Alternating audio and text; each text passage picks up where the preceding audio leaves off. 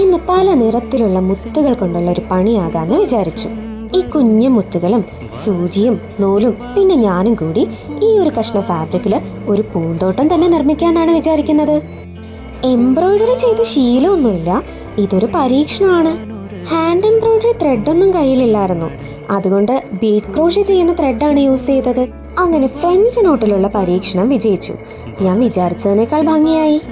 പിന്നെ മുത്തുകൾ കൊണ്ടുള്ള പണിയായി. അങ്ങനെ പല വർണ്ണത്തിലുള്ള പൂക്കൾ വാരി വിതറിയ പരുവായി. ഇതിപ്പോ അലങ്കാരപ്പണിയാണോ അലങ്കോലപ്പണിയാണോ പറയാൻ മറന്നു.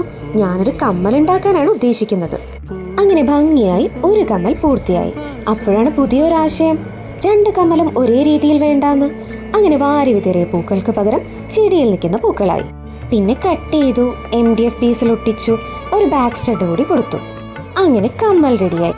തരക്കേടില്ല, പെർഫെക്റ്റ് ഒന്നും അല്ലെങ്കിലും ഭംഗിയുണ്ട്.